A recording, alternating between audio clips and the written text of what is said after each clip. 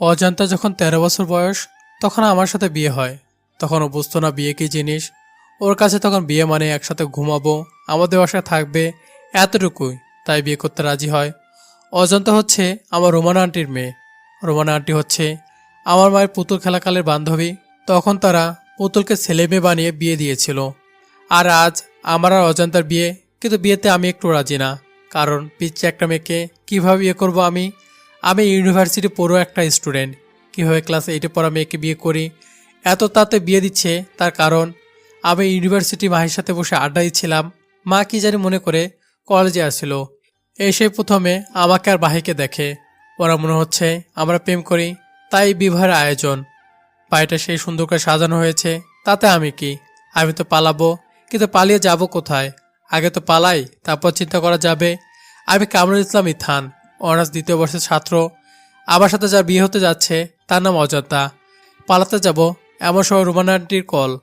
কি জামাই বাবাজি, কেমন আছো? চুপ করে রইলাম। তোমার সাথে অজন্তা কথা বলবে। মনে মনে বললাম, এই পিচ্চিটা আবার কি বলবে? হ্যালো ইথান ভাইয়া, কেমন আছেন? এমন সময় আন্টি অজন্তাকে ধমক দিয়ে বলল, ভাইয়া কি? আজ বিয়ে তোর সাথে, ভাইয়া বলিস কেন? ওগো শুনছো, এইসব বল। ওগো শুনছেন? এইসব শুনতে আমার ভালো লাগে না। আমারও ভালো লাগে না। শুনলেন তো মা কেমন করলো? আন্টি চলে গেলে তখন ফোন দাও। মা চলে গেছে।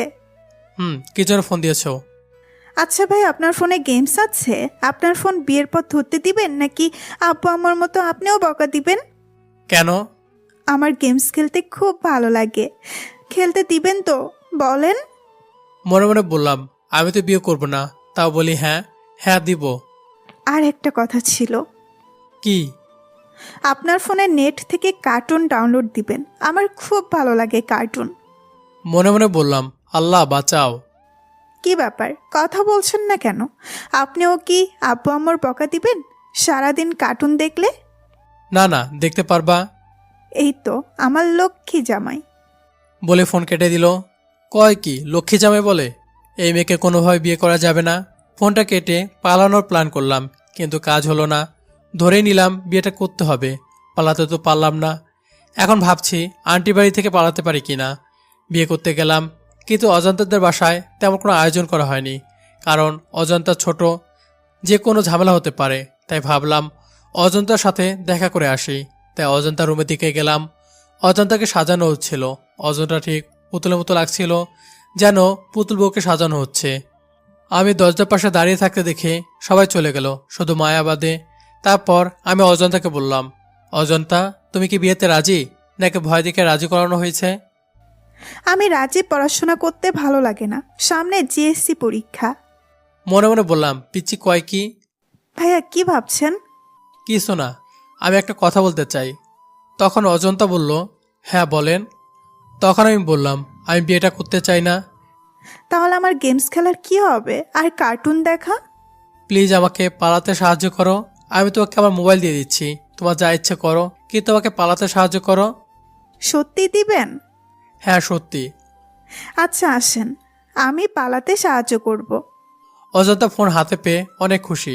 এমন সময় অজন্তা বলল, আসেন ভাইয়া, আমার রুমে ব্যালকনি দিয়ে নামা যায়। আমি গিয়ে তাকিয়ে দেখলাম নামলে সোজা রাস্তা। তারপর আমি আর নাই। পাইপ দিয়ে নামতে যাব, এমন সময় কে একজন খপ করে হাত ধরে ফেললো। মাথায় ঘুরিয়ে দেখে অজন্তা। ঘাত ধরলা কেন? আগে উঠে আসেন, তারপর বলছি। উঠে বললাম, কি বলো? ফোন দিলেন, ফোনের চার্জার কই? কেমনটা লাগে, একটা কিনে নিবা? আমি ছোট মানুষ, টাকা পাবো কই? আমি কিছু টাকা হাতে দিয়ে বললাম, এই যে টাকা, কিনে নিও, আমি যাই। এই যে শোনেন, বিয়ে করতে হবে। মানে কি? মানে আমার হাতে ফোন দেখলে নিয়ে যাবে, আর বিয়ে হলে কেউ কিছু বলতে পারবে না। না, আমি বিয়ে করব না। আমি কি সবাইকে ডাকবো তাহলে? না। তাহলে আমার আগে আগে চলেন। শেষ পর্যন্ত পিচ্ছি একটা মেয়ে ভয় দেখে বিয়ে করলো। বিয়ে করে বউ নিয়ে বাসায় আসলাম। আবার রুমটা ফুল দিয়ে সাজানো হয়েছে। রাত 12টা, রুমে গেলাম। দেখলাম অজন্তা মুখে হাসি নিয়ে গেমস খেলছে ফোনে। দেখে রাগ হলো, কিন্তু কিছু বলতে পারলাম না। তাহলে খবর আছে বাসরতে মানুষ কি করে আর আমি কি করি। বউ ফোনে গেমস খেলছে, কিছুক্ষণ পর আবার কার্টুন দেখা শুরু করলো। আমি বিরক্ত হয়ে বালিশ একটা নিয়ে এই শীতের মধ্যে ফ্লোরে ঘুমিয়ে পড়লাম। হঠাৎ ঘুমটা ভেঙে গেল। বিছানার দিকে তাকালাম, কিন্তু অজন্তা ঘুমিয়ে পড়েছে। রাত তখন 1টা বাজে, কিন্তু ফোনের স্ক্রিনে আলো দেখা যাচ্ছে। ফোনটা অজন্তার বুকের উপরে ছিল। আমি উঠে ফোনটা হাতে নেই। স্ক্রিনের আলো অজন্তার মুখে পড়তেই দেখলাম অজন্তার মুখ দিয়ে কি জানি সাদা বের হচ্ছে, আর খিঁচুনি শুরু হয়ে গেল অজন্তার। অজন্তার সারা শরীর খিঁচুনি দিচ্ছে। আমি ভয় পেয়ে যাই আর মাকে চিৎকার করে ডাকতে থাকি। আমার ডাক শুনেই মধ্যরাতে সবাই দৌড়ে আসে। এসে দেখে এই অবস্থা। অনেকে আমার দিকে চোখ বড় বড় করে তাকাচ্ছে, আবার কেউ বকাবকি করছে। তারা হয়তো ভাবছে আমি কিছু করেছি, কিন্তু সত্যি আমি কিছু করিনি। তখন বললাম, অজন্তাকে হসপিটালে নিয়ে যেতে তোমাদের যা ইচ্ছে পরে বলো। কে একজন বলল, হসপিটালে নিলে পুলিশে কোনো ঝামেলা হতে পারে। তখন আমি বললাম, যদি কোনো ঝামেলা হয়, জেল খাটতে হলে আমি একা খাটবো, চিন্তা করতে হবে না। আমি অজন্তাকে কোলে করে গাড়িতে উঠাই আর হসপিটালে নিয়ে যাই। ডক্টর মুখে লালা বের হওয়া দেখে বলল ওয়াশ করতে হবে, তাই সবাইকে বের করে দিলেন। আমি, মা, বাবা, বোন বাইরে অপেক্ষা করতে লাগলাম। মেয়েটার গায়ে বিয়ে শাড়ি জড়ানো, কিন্তু হসপিটালে শুয়ে আছে এখন, মৃত্যুর সাথে যুদ্ধ করছে। এর মধ্যে অজন্তার মা বাবা মানে আমার শ্বশুর শাশুড়ি আসলেন। আমার মেয়ের কি অবস্থা? ও কেমন আছে? আমার বাবা উত্তর দিলেন অপেক্ষা করেন। কিছুক্ষণ পর ডক্টর বের হয়ে আসলেন আর বললেন এখন আর কোনো ভয় নেই। খেয়েছিল কি? গর্ভনিরোধক খাবার বড়ি পিল খেয়েছিল, কিন্তু ওর তো বিয়ের বয়স হয়নি। আপনারা অপরাধ করেছেন, এর শাস্তি পেতে হবে। দেখেন, এটা আসলে কোনটা কি আসলে বুঝি? বাল্যবিবাহ আইনত অপরাধ, তা জানেন না? ডক্টরকে অনেক সময় নিয়ে পুরো বিষয়টা বোঝাই, এবং ডক্টর বুঝলেন অজন্তা পিল খেয়েছিল আসলে ভুল করে। একজন বলেছিল আমি যখন রুমে প্রবেশ করব তখন পিল খাওয়ার জন্য, আর অজন্তা এত কিছু বোঝে না। কেন খেতে হয়? 4টা বড়ি একসাথে খেয়ে ফেলে ভুল করে, আর এখন এই অবস্থা হয়। আর একটু হলেই হয়তো বড় ধরনের ক্ষতি হয়ে যেত। অজন্তা ঘুমাচ্ছে আর আমি অজন্তার মাথার কাছে বসে আছি আর ভাবছি এত অবুঝ মানুষ এই 2025 সালে হয়। রাত প্রায় শেষের দিকে। আমি সবাইকে বললাম আপনারা সবাই বাসায় চলে যান, সকাল হলে আসবেন। আমি আছি সকাল পর্যন্ত। আমার শ্বশুর শাশুড়ি থাকতে চাইলো, কিন্তু আমি না করলাম, থাকার কোনো দরকার নেই, কারণ তাদের উপর আমি রেগেছিলাম। আমি অজন্তার পাশেই বসে ঘুমিয়ে যাই। সকাল ঘুম ভাঙতে দেখি অজন্তা আমার দিকে এক দৃষ্টিতে তাকিয়ে আছে। ওর এমন তাকানো দেখে কিছুটা লজ্জাবোধ করি। আমি চোখ নামিয়ে বললাম কেমন আছো তুমি, কিন্তু কোনো কথা বলতে পারছিল না গলা ব্যথায়, কিন্তু ইশারে বুঝালো ভালো আছি। আমি উঠে দাঁড়ালাম, ওয়াশরুমে যাব, ঠিক তখনই অজন্তা আমার হাত টেনে ধরলো আর ইশারে বলল আর কিছুক্ষণ বসে থাকেন। আমি বসে আছি আর অজন্তা তাকিয়ে তাকিয়ে দেখছে আর মিষ্টি মিষ্টি হাসি দিচ্ছে। এবার আমি খুব লজ্জা পাচ্ছি। হঠাৎ অজন্তা হাত বাড়িয়ে আমার গালটা ছুঁয়ে দিল। আমি লজ্জা পেয়ে ওয়াশরুমে চলে গেলাম। গিয়ে একটা সেলফি নিলাম আর ভালো করে দেখলাম আমার মুখটা আগে থেকে সুন্দর হয়েছে নাকি, কিন্তু আগের মতোই তো আছি। তাহলে অজন্তা ওইবার তাকে কেন ছিল? ওয়াশরুম থেকে বের হয়ে দেখি মাহি বসে আছে। এই ফকিনে কেমনে খবর পাইলো আমি এখানে? মনে মনে কথাটা বললাম, আরে মাহি তুই এখানে? আরে মামা, তুই বিয়ে করলি আর আমাকে জানালি না? এক রাতেই প্রেগনেন্ট কেমনে মামা? কবে থেকে চলছে?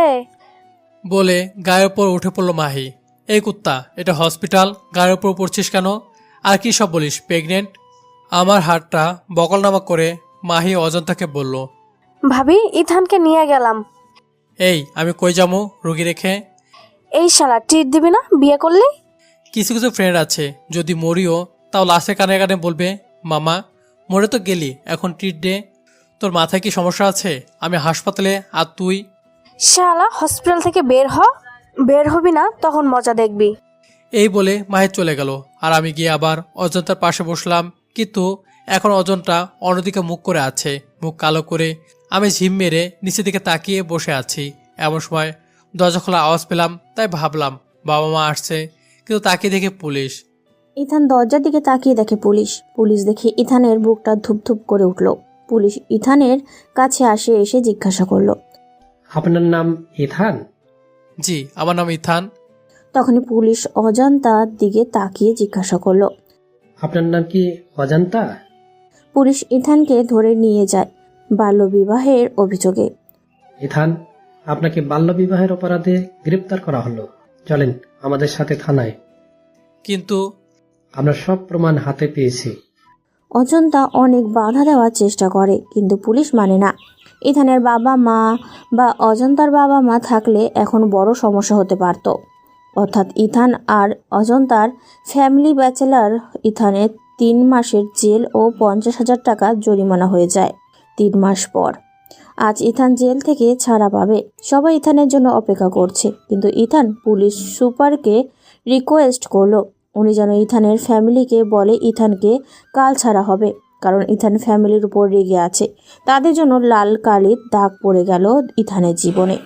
পুলিশ সুপার বলাতে ইথান ফ্যামিলির সবাই চলে যায়। এই 3 মাসে ইথান কারোর সাথে দেখা করেনি। অনেকেই আসছে দেখা করতে, কিন্তু ইথান দেখা করতে রাজি হয়নি। ইথানের জীবন থেকে হারিয়ে গেছে 3টি মাস। সেই রাগ অভিমান নিয়ে ইথান চলে আসে ঢাকা শহরে ফেসবুক ফ্রেন্ডের সাথে যোগাযোগ করে। ফেসবুক ফ্রেন্ডের নাম হচ্ছে নীলা। নীলা ইথানকে বলে আমি একটা জব দিতে পারবো, কিন্তু সেটা কোচিং সেন্টারে। সেই ভরসায় ইথান ঢাকাতে চলে আসে। আর ইথান নীলার ঠিক করা একটি বাসায় লজিক মাস্টার হয়ে থাকতে যাচ্ছে। এই তো বাসায় এসে পড়েছে। ইথান বাসার কলিং বেলটা বাজিয়ে দিল। একজন ভদ্রমহিলা দরজাটা খুলে দিল। কে তুমি? কাকে চাই? আসসালামু আলাইকুম আন্টি, আসলে আমাকে মিন্টু মামা পাঠিয়েছে আপনাদের বাসায় লজিন মাস্টার থাকার জন্য। নীলা মিন্টু মামার নাম বলতে বলেছিল। মিন্টু পাঠিয়েছে? জি। ভেতরে আসো বাবা, দাঁড়িয়ে কেন? আমি ভিতরে গেলাম, তখন আন্টি জিজ্ঞাসা করলেন, তোমার ব্যাগপত্র কই? আসলে আন্টি আসার সময় বাস থেকে হারিয়ে গেছে। মিথ্যে কথা বললাম। ও আচ্ছা, চিন্তা করো না, একটা ব্যবস্থা করে দিব। আচ্ছা, তোমার নামটা তো জানা হলো না। পিছন থেকে কেউ একজন বলে উঠল। আমি ঘাড় ঘুরিয়ে তাকিয়ে দেখি একটা মেয়ে। আমি ভাবলাম এই মহিলাকে পড়াতে হবে নাকি। পপি, উনি রোবাইয়ার নতুন টিচার। বাবা, তুমি কিছু মনে করো না, তোমার নাম বলো। না আন্টি, আমার নাম কামরুল ইসলাম ইথান, সবাই আমাকে ইথান বলে ডাকে। কত বাহারি নাম, দেখতে তো খ্যাত, আবার নামটা তো দেখি বিদেশি। কি বেয়াদব মেরে। পপি, তুই যা এখান থেকে। ইথান, তুমি কিছু মনে করো না। আচ্ছা। আন্টি আমাকে রুমটা দেখিয়ে দিলেন। আজ থেকে এই বাসার ছাদ হচ্ছে আমার ঠিকানা, মানে চিলেকোঠা। খুব ভালো একটা পরিবেশ। রুমটা ঠিকঠাক করে সাজিয়ে নিলাম। গাটা এলিয়ে দিতেই ফোনটা বেজে উঠল। তাকে দেখি বাবার ফোন। আমি রিসিভ করলাম না। কলটা কেটে সিমটা খুলে ফেললাম। আমি আর বাসার সাথে কোনো যোগাযোগ করতে চাচ্ছি না। এমন সময় দরজা ঠক ঠক।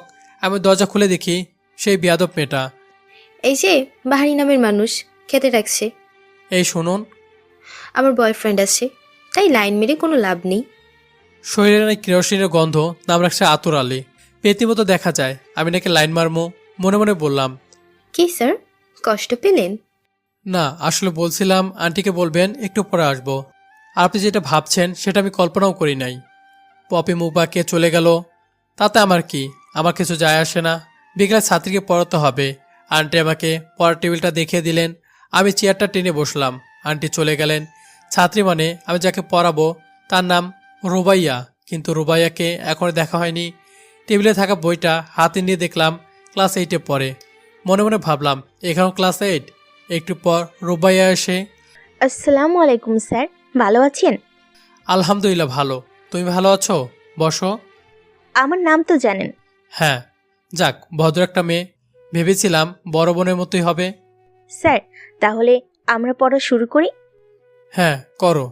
রুবাইয়া পড়ছে, আর একটু পর পর আমাকে দেখছে, আবার পড়ছে, আবার দেখছে। একটা সময় পড়া বাদ দিয়ে রুবাইয়া বলল, স্যার, একটা কথা বলি। হ্যাঁ বলো। স্যার, আমি আপনার উপর ক্রাশ খাইছি। I love you sir, will you marry me? ছাত্রের মুখে আই লাভ ইউ শুনে আমি লাফ দিয়ে দাঁড়িয়ে পড়লাম। আবার বলে ম্যারি মি। এই রুবাইয়া, তুমি এসব কি বলছো? আমি কি একটু আন্টিকে ডাকবো? স্যার, আপনি এত ভয় পাচ্ছেন কেন? আমরা প্রেম করব, কেউ জানবে না। বসেন স্যার, আই লাভ ইউ বলবো না। মনে থাকে যেন। স্যার, আপনার টুইন্স বাবু কেমন লাগে? কেন? এইসব ছাড়ো, বই খোলো আর পড়তে বসো। আজ পড়া রাখেন, আজ শুধু গল্প করব, আর বাকি 29 দিন পড়ব। Sir please please please. Please. এমনভাবে নাকে কান্না করে বলল, হ্যাঁ না করে পারলাম না। আচ্ছা ঠিক আছে, কিন্তু কাল থেকে পড়তে হবে। এই তো আমার সোনা জাদু। এখন বলেন, টুইন্স বাবু কেমন লাগে? আমার কাছে অনেক ভালো লাগে, কিন্তু কেন? তাহলে আজ থেকে আমি জমজ যে খাবারগুলো আছে সেগুলো খাবো, তাহলে আমাদের টুইন্স হবে। আমাদের মানে কিসে বলছো? ও মা, মা হতে আপনার হেল্প লাগবে তাই না? আমি শুনেছি যমজ খাবার খেলে নাকি যমজ বাবু হয়, আর আপনার তো যমজ বাবু পছন্দ, তাই। ইথান রুবাইয়ার কথা শুনে চেয়ার থেকে পড়ে ধপ করে মেঝেতে পড়ে অজ্ঞান। রুবাইয়া মেঝেতে তাকিয়ে দেখে স্যার পড়ে আছে অজ্ঞান হয়ে। রুবাইয়া ভাবলেও স্যার খুশিতে অজ্ঞান হয়ে গেছে। আসলে আমার লজ্জা শরম কিছুই নাই। রুবাইয়া টেবিলে রাখা গ্লাস থেকে পানি নিয়ে ইথানের মুখে দিতেই ইথান চোখ খুলে তাকায়। স্যার, আপনি খুশিতে চিত হয়ে পড়ে গেছিলেন? ক্লাস 8-এ পড়ে এখন যে অবস্থা, আর বড় হলে কি জানি না কি করবে। তখন মনে পড়ে গেল অজন্তার কথা। তাহলে অজন্তা এত বোকা কেন? ও স্যার, কি ভাবছেন? দেখো রুবাইয়া, তুমি কিন্তু একটু বেশি কথা বলছো। তুমি এমন করলে আমি কিন্তু আন্টিকে বলে দিব। আপনি এমন কেন? কোনো রোমান্টিকতা নাই। আর মাকে কি বলবেন? গাধা কোথাকার, এসব কথা কেউ শাশুড়িকে বলে? আমি বুঝে গেছি এ মেয়েকে আর পড়ানো হবে না। রুবাইয়াকে ধমক দিয়ে বললাম, এই চুপ থাকো, না হলে। রাগ দেখে চলে গেলাম আর আন্টিকে গিয়ে সব বললাম। বাবা, তুমি কিছু মনে করো না। রুবাইয়া ছোট মানুষ, এর আগের টিচারগুলো সাথেও এমন করেছে। তাই বলে আন্টি এমন করবে? পরে তো আন্টি আমারই দোষ দিবেন পরীক্ষা ফেল করলে। এটা বাবা নতুন কিছু না, প্রত্যেক বছর 2-3টা সাবজেক্টেই ফেল করে। মনে মনে বললাম, আদর দিয়ে মাথায় তুলেন। আমি মনে মনে রাগ করে রুমে চলে গেলাম। গিয়ে দেখি বড় রানী আমার রুমে আমার শার্ট গায়ে দিয়ে আয়নায় বিভিন্ন ভঙ্গি করছে। দেখে তো আমার চোখ কপালে উঠে গেল। আমি বিড়বিড় করে বললাম, এই বাসার সবাই কি পাগল নাকি? আমি তো অল্প দিনে পাগল হয়ে যাব। আমি দরজায় নক করে বললাম, ম্যাডাম, আপনার শার্টের মাপ নেওয়া হয়ে গেছে? পপে আমাকে দেখে ভূত দেখার মতো চমকে যায়। তারপর আস্ত করে শার্টটা খুলে এক দৌড় দেয়। আমি মনে মনে বললাম, পুরো পাগলের দল। তারপর ফোনটা হাতে নিয়ে ফেসবুকে গেলাম। এমন সময় নীলার মেসেজ। কি অবস্থা, কেমন আছো? আমারে কই পাঠাইছো? পাগলখানায়? কেন, কি হয়েছে? কি আর বলবো, পিচ্ছে একটা মেয়ে, বিয়ে বাচ্চা এসব ভেবে শেষ। আরেকজন আছে পপি, সে আমার রুমে এসে আমার শার্ট গায়ে দিয়ে আছে। একটু ধৈর্য ধরে থাকো, সব ঠিক হয়ে যাবে। আর তোমার কি কোনো টাকা পয়সা লাগবে? আন্টি তো বললো দিবে। আর আমার জামা কাপড় কিচ্ছু নাই, এক পোশাকে কতদিন থাকবো? শীতের পোশাক আছে তো নাকি নাই? আছে, শার্ট খুলে পরিষ্কার করে শুকাতে দিয়ে গেছি। এসে দেখে এই অবস্থা, কেমনটা লাগে কত? এমন সময় আন্টি এসে বলল, এখানে 3000 টাকা আছে, তোমার যা লাগবে গিয়ে কিনে নিয়ে এসো। এত টাকা তো লাগবে না আন্টি, জানি এ টাকা আমার তেমন কিছু কেনা হবে না। তারপরে বললাম, থাক, রেখে দাও, তোমার লাগতে পারে। আচ্ছা, তুমি কি চিনবে? ঢাকায় তো নতুন। ও আমি চিনে নেব। তুমি বরং পপিকে নিয়ে যাও। না না, আমি একাই যেতে পারবো। আরে বাবা, তুমি লজ্জা করো না তো, আমি পপিকে বলে দিচ্ছি। তুমি রেডি হয়ে এসো। পুরো একটা পেন মেশিন নিয়ে যেতে হবে, মনে মনে বললাম। আমি রেডি হয়ে নিচে গেলাম। দেখলাম বোরকা পরে একজন ভদ্রমহিলা দাঁড়িয়ে আছে। শার্ট পাটটা কালো হিজাব নিকাব পরা, হাতে মোজা পায়ে মোজা। ভদ্রমহিলা আমাকে বললেন, চলেন। কই যাবো আন্টি? শপিং করতে যাবেন না? যাবো আন্টি, কিন্তু এবারে শাকসুনির সাথে। এখনো আসছে না কেন? ওই মিয়া, আমার কি কইলেন? আমি শাকচুন্নি? আন্টি, আপনাকে বলি নাই, আপনি আন্টির কাছে আসছেন। যান, উপরে আছে উনি। কোনো কথা নাই, তাই পিছনে তাকালাম, কিন্তু তাকিয়ে দেখি পপি মুখে ঢাকনা খুলে আমার দিকে অগ্নিমূর্তি হয়ে তাকিয়ে আছে। না, আসলে আপনাকে বলি নাই। আমি তো। পপি এমন সময় গুলির বেগে এসে আমার শার্টের কলারটা খপ করে ধরে নিয়ে গেল। আজ আপনার খবর আছে। অতঃপর আমরা রিক্সার জন্য ওয়েট করছি। এমন সময় একটা রিক্সা আসলো। পপি উঠে বসলো, কিন্তু আমি উঠছি না। কি ব্যাপার, ওঠেন না কেন? কোলে করে উঠাতে হবে নাকি? আমি পর রিক্সা আসছি। কেন, আমার সাথে বসতে কোনো সমস্যা? না, কিন্তু কেমন দেখায় না? আরে মিয়া, ঢং বাদ দিয়ে আসেন তো। ইথান ভয়ে ভয়ে উঠে বসলো রিকশায়। মামা, যান। কিন্তু ইথান পপিস পাশে এমনভাবে বসেছে মনে হচ্ছে উনুনের ওপর বসে আছে এক সাইড হয়ে। কি ব্যাপার, এমনভাবে বসছেন কেন? কোনো সমস্যা? আরাম করে বসেন। না না, ঠিক আছে।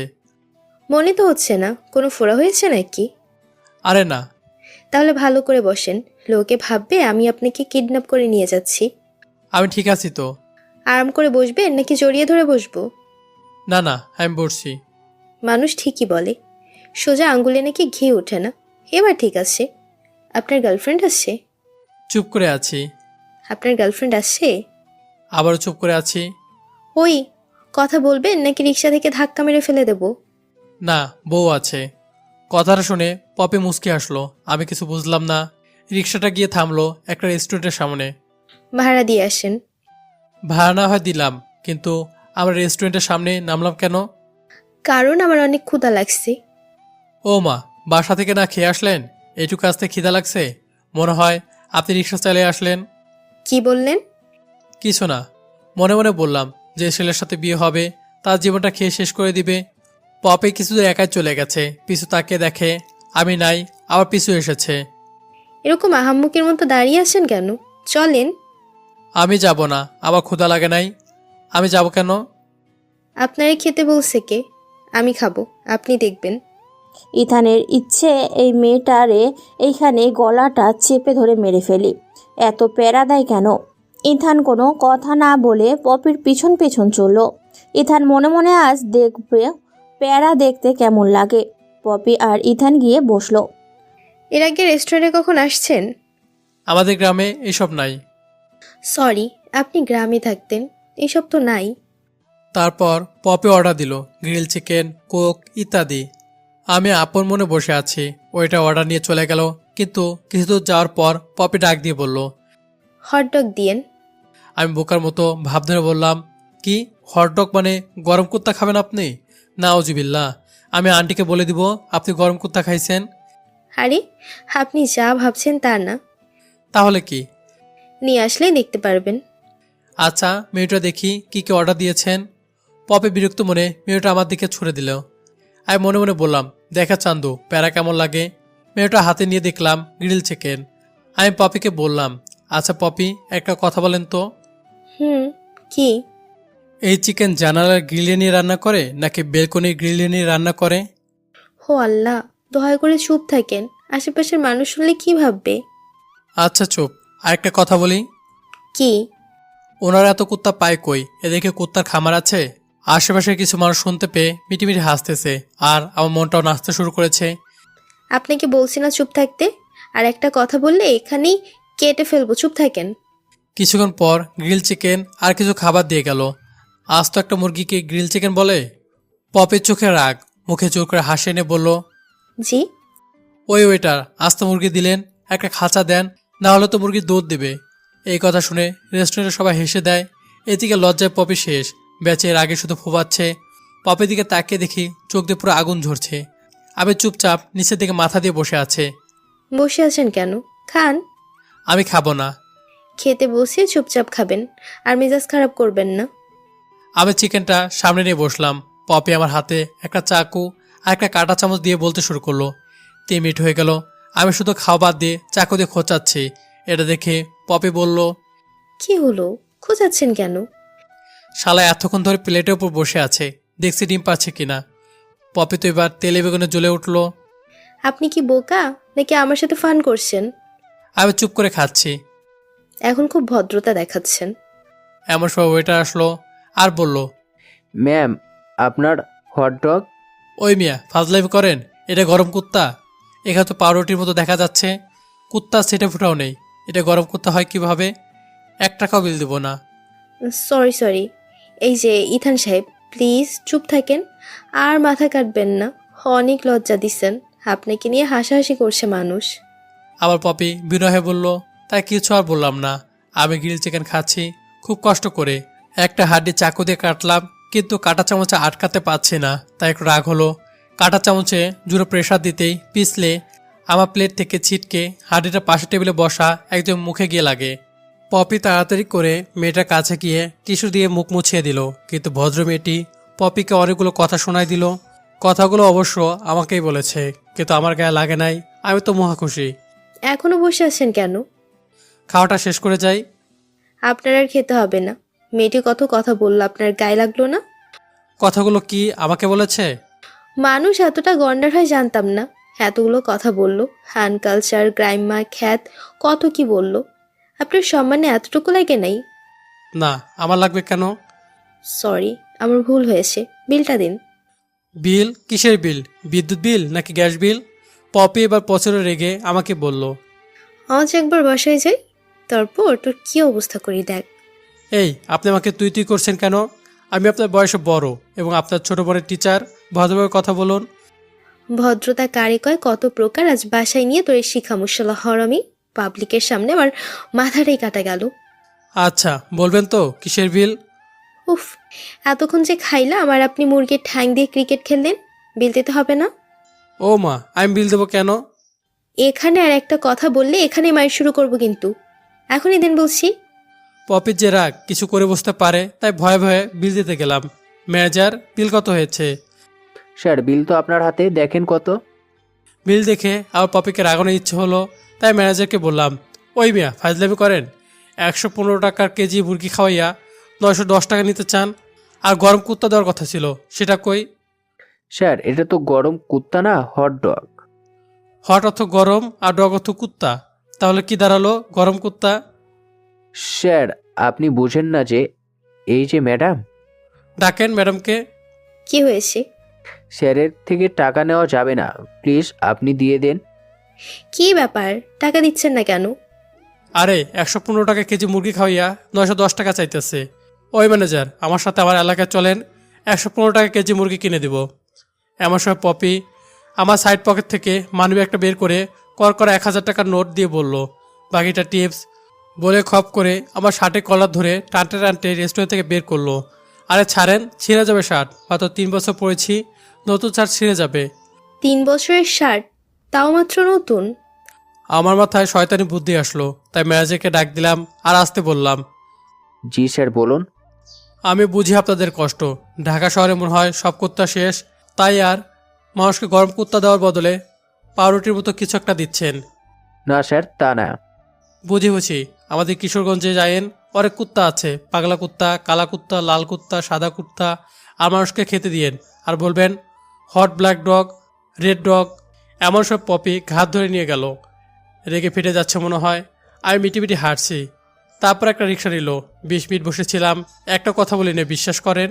পপি যা ইচ্ছে বলল, অনেক কথা শোনাইছে, তাতে আমার কি, আমি তো আমি।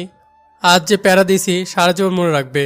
তারপর একটা শপিং মলে গেলাম, কিন্তু যে মলে আসছি আর আমার কাছে যে টাকা আছে এতে শুধু একটা প্যান্ট কিনতে পারবো। তারপর পপি আমাকে বসিয়ে রেখে ওয়াশরুমে গেল। আমি ঘুরে ঘুরে দেখলাম আর শার্ট প্যান্টের দাম দেখলাম।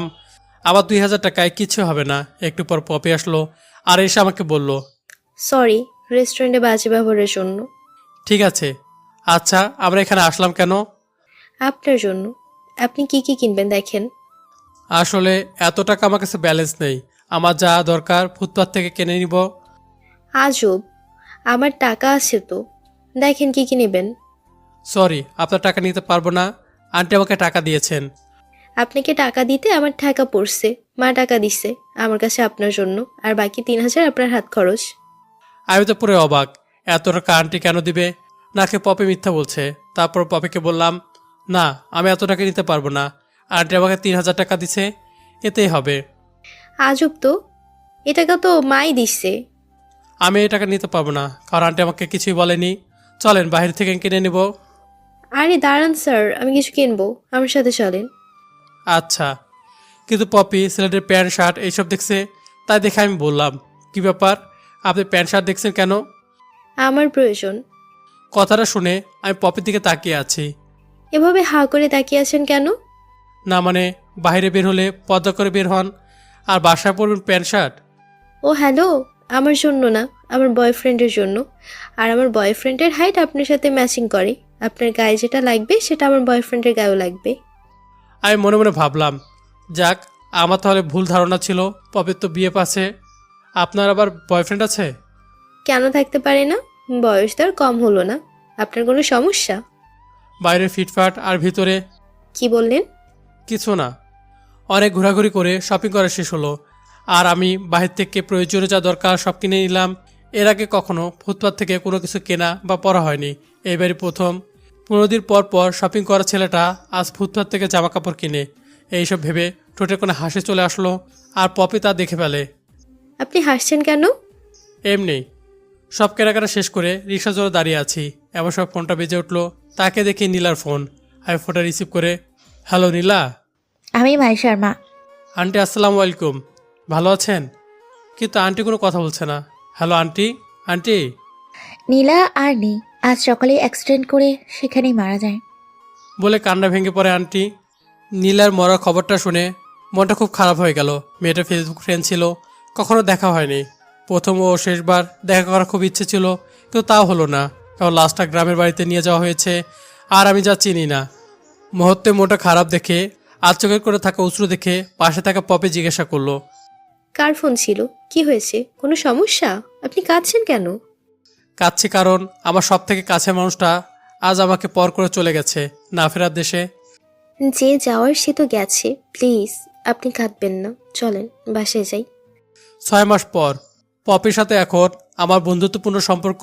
একদিন পপিদের বাসার ছাদে বসে আছি আমি আর পপি। পপি এখন আমাকে স্যার বলে ডাকে। আচ্ছা স্যার, মাঝে মাঝে না আপনাকে কেমন জানি অদ্ভুত লাগে। মানে কেমন বলো? এই যে 6 মাস হলো আমাদের বাসায় আছেন, কিন্তু আপনার সম্পর্কে আমরা তেমন কিছুই জানি না। আপনি কখনো আপনার বাসার কথা, বাবা মায়ের কথা কখনো বলেন না, কখনো বাড়ি যাওয়ার কথা মনেই করেন না। তুমি বলতে চাইছো তোমাদের বাড়িতে আছি এতে তোমার সমস্যা হচ্ছে? ও মা, এটা আমি কখন বললাম? তুমি তো তাই বোঝাতে চাইছো, তাই না? আপনি সত্যি একটা বোকা, সবসময় উল্টো বলছেন। বলে উঠে গেল পপি আর আমাকে বলল, খেতে আসেন, আপনাকে আর কিছু বলবো না। তুমি যাও, আমি আসছি। পপির মা বাবা খুব বন্ধুসুলভ আর খুব ভালো মানুষ, নিজের ছেলের মতো দেখে আমাকে, আর আমিও তাদের অনেক সম্মান করি। আমি ছাদ থেকে নিচে গেলাম খেতে। পপি খাবার রেডি করে বসে আছে। আমি একটা চেয়ার টেনে বসতেই পপি বলল, আপনি হাত মুখ ধুয়েছেন? আরে সে রাত্র খাওয়ার পর হাত ফ্রেশ হব।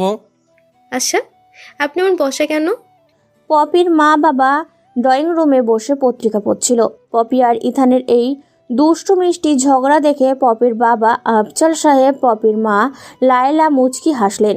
তখনই পপির বাবা পপির মাকে বললেন, পপির মা, একটা কথা ভাবছি, জানি না তুমি কি মনে করবে। কি ভাবছেন বলেন আগে। ইথান ছেলেটা আমার খুব পছন্দ, তাই আমি ভাবছি ইথানের সাথে পপির যদি। আমি বুঝতে পারছি আপনি কি বলবেন। আপনি একদম আমার মনের কথা বলেছেন।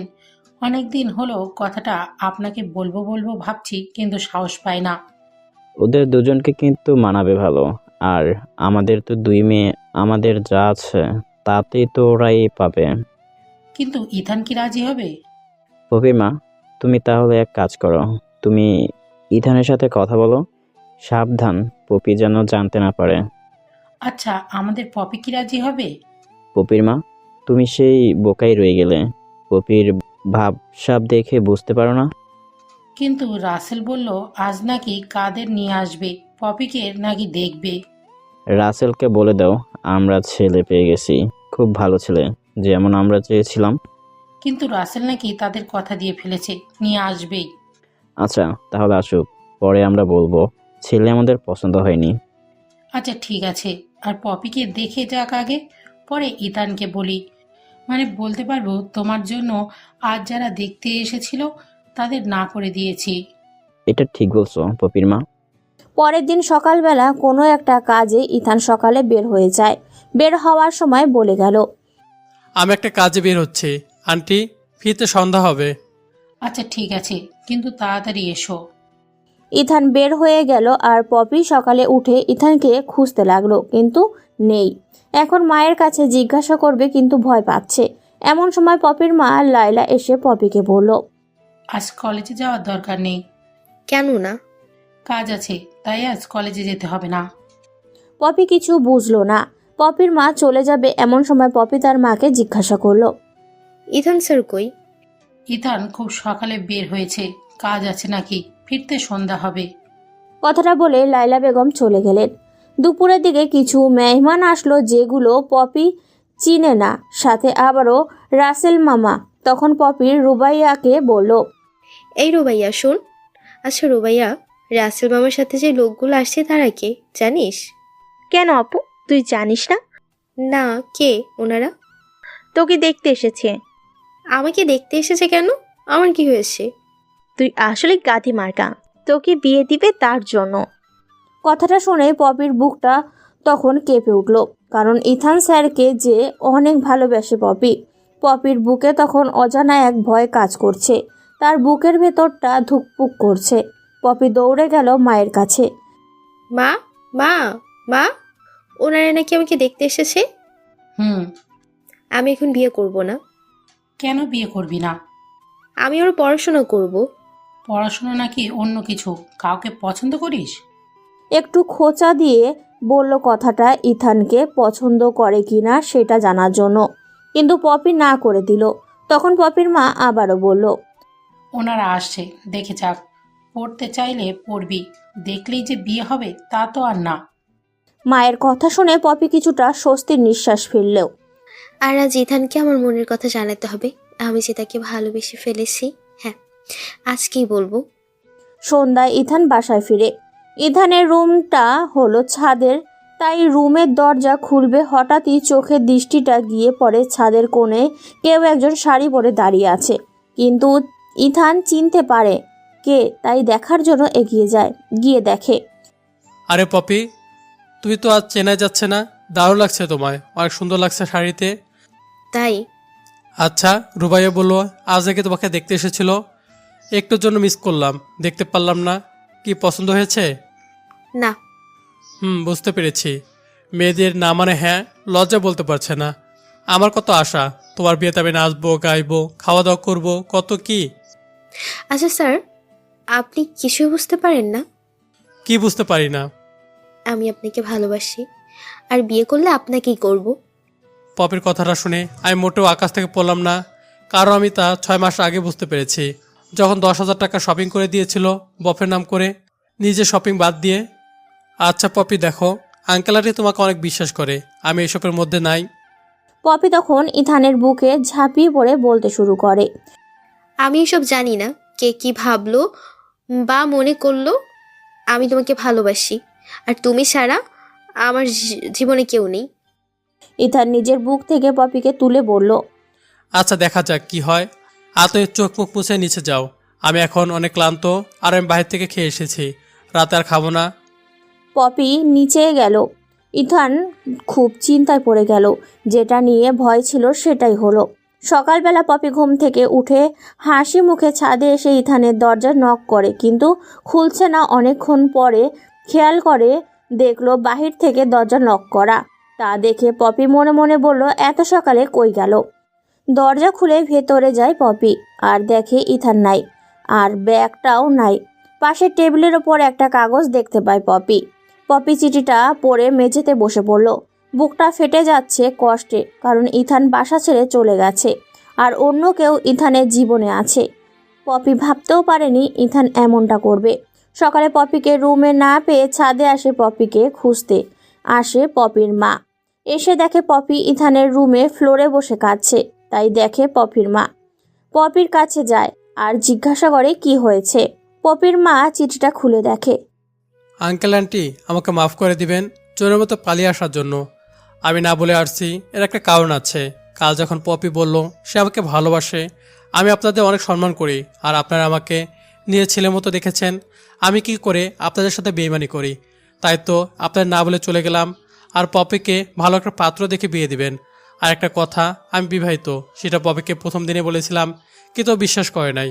আপনাদের অনেক কথা বলার ছিল, যে কোনো দিন দেখা হয় সেদিন বলবো বাকি কথাগুলো। আমি কোনো ভুল করে থাকলে আমাকে মাফ করে দেবেন। চিঠিটা পড়ে পপির মা কিছুক্ষণ ধরে মূর্তির মতো দাঁড়িয়েছিলেন, কিছু বলছিলেন না। লায়লা বেগম বুঝতে পারলেন তার মেয়ে পপি ইথানকে অনেক ভালোবাসতেন। তখন লায়লা বেগম তার মেয়েকে সান্ত্বনা দিলেন, কিন্তু পপি প্রচুর কান্নায় ভেঙে পড়ছে। ইথান এমনটা করবে তা কল্পনাও করতে পারে নাই। ইথান ওইদিকে প্রায় 2 বছর 7 মাস পর বাড়িতে যাচ্ছে। 2 বছর পর ইথান নিজের বাড়িতে প্রবেশ করছে। বাড়িটার সেই আগের মতোই আছে, কোনো পরিবর্তন হয়নি। বাড়িতে ঢুকতেই কিন্তু গেটে ধাক্কা দিতেই দারোয়ান দৌড়ে এসে বলল, আরে আরে, কে আপনি? এইভাবে বাসায় ঢুকতেছেন কে? আমার চাকরি তো প্রায় নষ্ট করে দিয়েছিলেন। মনে মনে বললাম, করিম কাকা তাহলে নেই, এখন চেঞ্জ হয়েছে। তা ভাই, আপনি কি এই বাড়িতে কাকে চাই? এটা কি রফিক সাহেবের বাসা?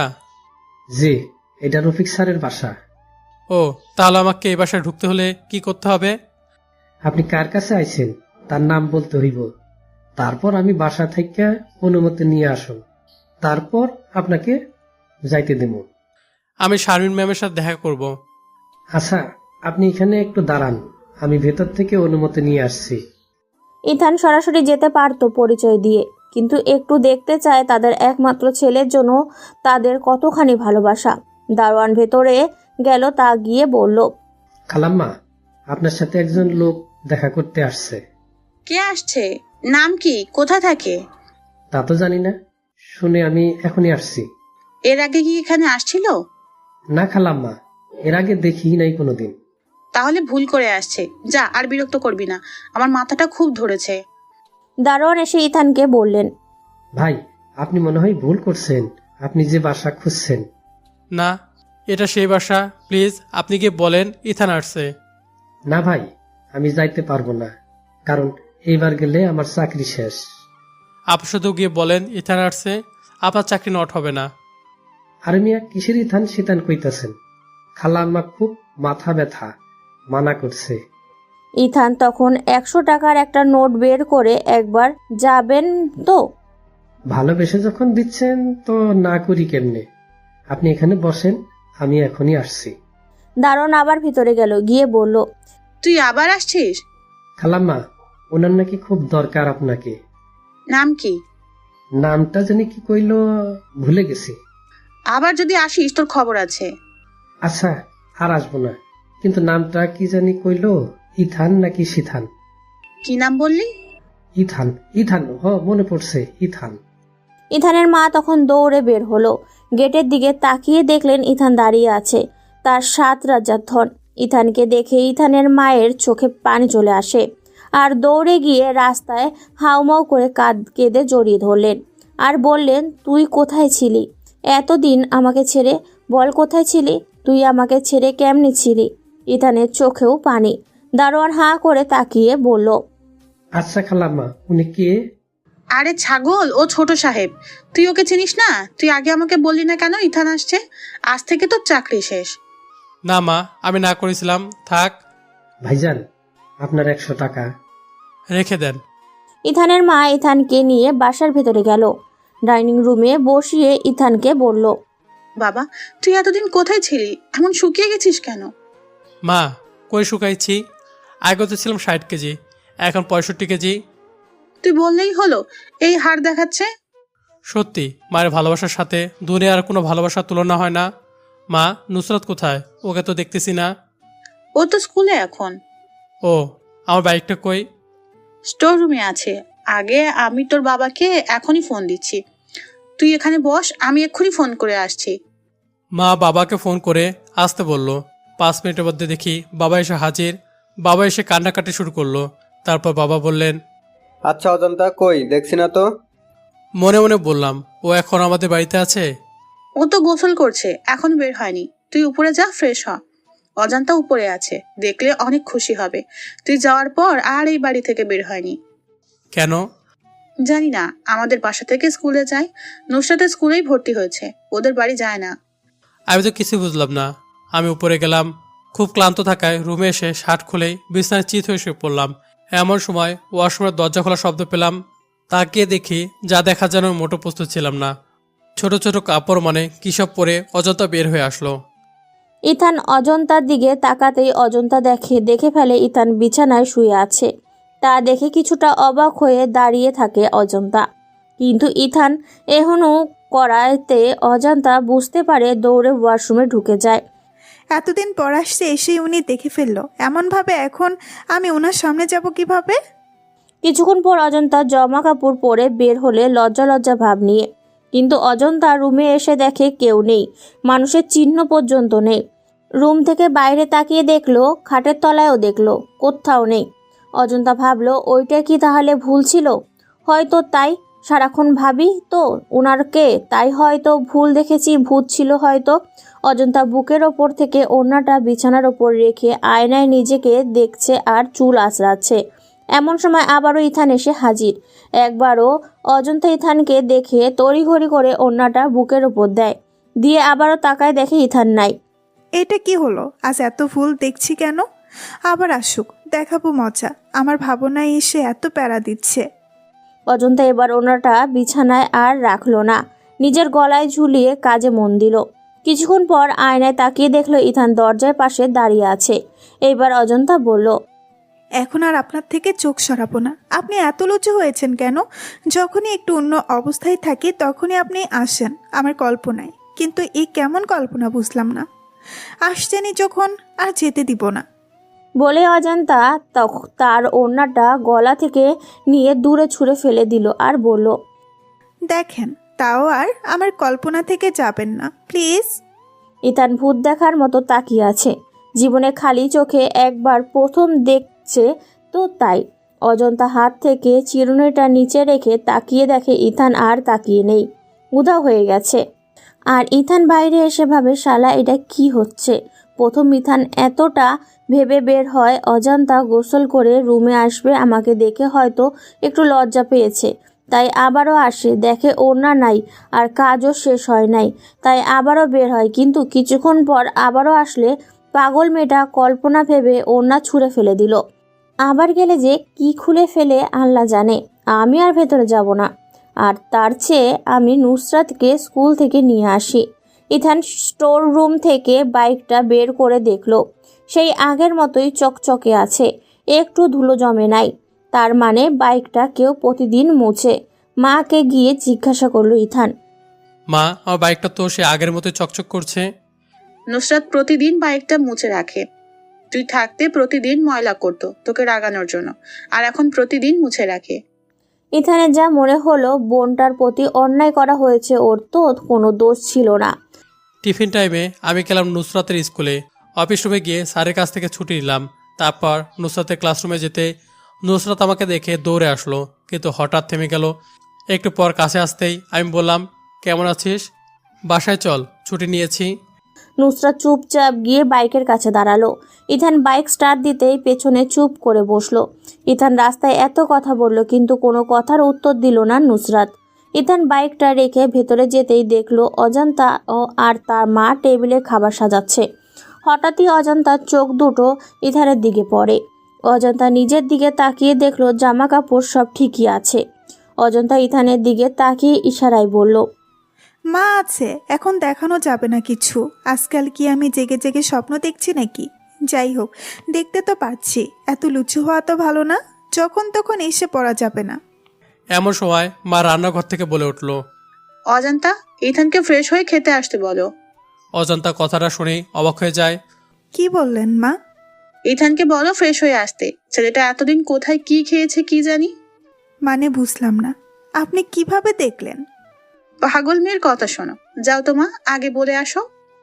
অজান্তা কিছু একটা ভাবতে ভাবতে যাচ্ছে, তখন নুসরাত পড়ল সামনে। আচ্ছা, আজ এত আগে আসলেন যে? তোমার জামাই গিয়েছিল? মানে তোমরা কি পাগল হয়েছো? কি সব বলছো? আরে ইথান ভাইয়া আসছে, এতে পাগলের কি আছে? ধর, সব পাগল হয়েছে। উপরে বাবার রুমে গিয়ে দেখলো বাবা বসে আছে। বাবা, আজ এত তাড়াতাড়ি অফিস থেকে চলে আসলেন যে? এতদিন পর আমার ছেলে আসছে, আমি আসবো না? এইবার অজান্তা ইস বলে উঠল। বিড়বিড় করে বলল, তাহলে ওইসব সত্যি ছিল, এখন কি করে ওনার সামনে যাব? বিড়বিড় করে কি বলছো এমন? কিছু না বাবা, আমি চাই। এখন কি করে রুমে যাবে অজন্তা? লজ্জায় লাল হয়ে যাচ্ছে। আর ইথান একটা কথা ভেবেই অবাক হচ্ছে। এই পিচি মেয়ে এত পরিবর্তন হলো কিভাবে? এত ম্যাচুরিটি আসলো কিভাবে? সবার সাথে কেমন মানিয়ে নিয়েছে নিজেকে। ইথান রুমে শুয়ে আছে। এমন সময় অজন্তা লম্বা ঘোমটা টেনে এসে বলল, ভাইয়া খেতে আসেন, মা ডাকছে। আচ্ছা যাও, আমি আসছি। ইথানের কথা বলা শেষ হলো আর অজন্তা রুমে লজ্জায় দাঁড়িয়ে থাকতে পারছিল না। অজন্তা নিচে যেতেই ইথানের মা বলল, অজন্তা, ইথানকে একটু যত্ন করে খাওয়াতো মা। মা, আমি পারবো না, আমার লজ্জা লাগে। শোনো পাকলি মেয়ের কথা, স্বামীকে খাওয়াবে তাও নাকি লজ্জা লাগে। মা, আমি এত কিছু জানি না। ইথান রুম থেকে বের হয়ে আসলো। নুসরাত সোফায় মুখ কালো করে বসে আছে। কিরে, খাবি না? চল। বলে হাত ধরে টান দিতে নুসরাত তেলে বেগুনে জ্বলে ওঠে। তুই আমার হাত ধরলি কেন? তুই কে আমার হাত ধরার? আমি তোর ভাই। আমার কোনো ভাই নাই। তুই আসছিস কেন এই বাড়িতে? নুসরাত দেখ আপু, আমার ভুল হয়ে গেছে। ওই কুত্তা, তুই আপু কসকারে, তুই আমার সাথে কথা বলবি না, তুই আমার ভাই না। বললাম তো আমার ভুল হয়ে গেছে। মা, তোমার কুড়িয়ে পাওয়া ছেলেকে বলো আমার সাথে জানি কথা না বলে। বলছে তো ভুল হয়ে গেছে, মাফ করে দে না। না, 2টা বছর কেন আসলো না, একটা বার কেন ফোন করলো না? রাগ করলে তোমাদের সাথে করেছে, ভুল করলে তোমরা করেছো। আমি কি ভুল করেছি? আচ্ছা তুই যে শাস্তি দিবি আমি মাথা পেতে নিব। নুসরাত তখন আর চোখে তাকিয়ে বলল, যা বলবো তাই করবি তো? হুম। কান ধরে উঠবস কর। পারবো না। যা দূরে যা, আমাকে বোন বলে দাবি করবি না। আচ্ছা এই যে কান ধরেছি। 2বার ইথান কান ধরে বসতেই নুসরাত ইথানকে জড়িয়ে ধরে কেঁদে ফেলে। রাতে ঘুমোতে যাবে অজন্তা আর ইথান। এখন কোথাও ঘুমাবে ইথান? একসাথে ঘুমাবে নাকি আলাদা? কারণ ইথান মন থেকে এখনও মেনে নিতে পারেনি। ইথান আগে ভাগে গিয়ে মেঝেতে বিছানা করে শুয়ে পড়ে, কিন্তু অজন্তা কাজ শেষ করে অনেক আশা স্বপ্ন নিয়ে রুমে আসে। আজ থেকে ইথানের সাথে ইথানের কাছে ঘুমোবে। ইথানের বুকে মাথা রেখে নিজের এতদিনের কষ্টের কথাগুলো বলবে। কিন্তু এসেই অজন্তার মনটা খারাপ হয়ে গেল। রুমে এসে দেখে ইথান মেঝেতে শুয়ে আছে। অজন্তা আর কিছু বলতে পারল না, লাইট অফ করে শুয়ে পড়ল। অজন্তা শুয়ে শুয়ে ভাবছে, আচ্ছা ইথান কি আমায় মেনে নেবে না? আমি কোনো ভুল করেছি কি? যখন আমার বিয়ে হয় তখন তো বিয়ে কি আমি বুঝতামই না। একা একা ঘুমও আসে না। এতদিন নুসরাত আর আমি একসাথে ঘুমিয়েছি। তখন অজন্তা সাহস করে ডাকলো, ইথান ভাইয়া উপরে আসেন, আমার ঘুম আসছে না। ইথান ভাইয়া। আমি চুপ করে আছি। উপরে আসবেন নাকি আমি নিচে আসবো? আমি আবারও চুপ। অজন্তা তখন কম্বল বালিশ নিয়ে মেঝেতে গেল আর ইথানের বালিশের সাথে অজন্তা বালিশটা লাগিয়ে শুয়ে পড়ল। আচ্ছা ভাইয়া, আপনি এতদিন কোথায় ছিলেন? আমি চুপ করে আছি। ঘুমাইছেন নাকি? চুপচাপ ঘুমাও আর আমার থেকে দূরে থাকো। মনে মনে বললাম, বউ বাসায় থাকলে কি আর ঘুম আসে? কত কি যে মাথায় আসে। ভাইয়া, আমার এক কম্বলে শীত লাগছে। তো আমি কি করব? আপনার কম্বলের নিচে আসি। দিনে তো একটা কথা বলে না। ভাবলাম বকবক করা ছেড়ে দিয়েছ, কিন্তু রাত হতেই। লাইট অফ তো, তাই আর লজ্জা লাগে না। চুপচাপ ঘুমাবে নাকি লাইট অন করব? না না, ঠিক আছে, শীত লাগছে না। সকালবেলা ঘুম থেকে উঠে দেখি অজন্তা আর নেই। পপিদের বাসায় প্রতিদিন সকালে উঠতে হতো, কারণ রুবাইয়াকে পড়াতে হতো, তাই সেই অভ্যাসটা আছে। মা আমাকে সকাল সকাল দেখে অবাক। কি রে ইথান, তুই এত সকালে উঠলি কি মনে করে? গত 2 বছর প্রতিদিন সকালবেলা উঠতে হতো। তা কোথায় ছিলি? পরে বলবো। বাজার করতে হবে কি? কেন? ব্যাগের টাকাটা দাও, আর কি কি আনতে হবে বলো। তুই করবি বাজার? তুই ঠিক আছিস? মা, আমি বাজার করতে জানি, অবাক হওয়ার কিছু নেই। তোর বাজার করতে হবে না, তুই বরং নাস্তা করে অজন্তা আর নুসরাতকে স্কুলে নামিয়ে দিয়ে আয়। বাজার করে এসে স্কুলে রেখে আসবো। মা ব্যাগ, টাকা আর বাজার লিস্টটা হাতে দিল। আমি বের হব, এমন সব বাবা এসে মাকে বলল। এই ইথানের মা, সকালে ইথান ব্যাগ নিয়ে কোথায় যাচ্ছে? বাজারে যাচ্ছে। কি বাজারে? ইথানের মা, ছেলের কি হয়েছে? ঠিক আছে তো ইথান? ঠিক আছে। ইথান বাজারে গেল। তখন অজন্তা তার শাশুড়িকে বলল, মা, উনি তো বাড়ি আসছে, এখন বলেন না আমাকে বাড়িতে নিয়ে যেতে। আচ্ছা বলবো, আজ বিকেলে নিয়ে যাবে। ইথান 1 ঘন্টা পর বাজার করে আসলো আর সবাই ইথানের বাজারের অপেক্ষা করছিল, কারণ একদিন বাজারে পাঠিয়েছিল। আলু কিনে টাকা শেষ করে ফেলেছিল আর ধার করে 10 কেজি সিম, 10 কেজি টমেটো এইসব বাজার আনছিল। তাই আজও সবাই অপেক্ষা করছে আজ কি করে। কিন্তু একটু পর ইথান গেট দিয়ে বাসায় ঢোকে আর 2 হাতে 2টা বাজারের ব্যাগ। অজন্তা কিছুটা এগিয়ে গিয়ে ব্যাগটা ইথানের হাত থেকে নেয়, ঠিক যেমন পপি ইথানের হাত থেকে বাজারের ব্যাগ নিত। তারপর সেই একইভাবে অজন্তা পপির মতো ব্যাগে কিছু একটা খুঁজছে। পপির কথা মনে পড়ে যায় ইথানের। ইথান ভাবতে থাকে পপির সাথে অজন্তার অদ্ভুত একটা মিল আছে। ইথান দাঁড়িয়ে দাঁড়িয়ে ভাবছে পপির কথা।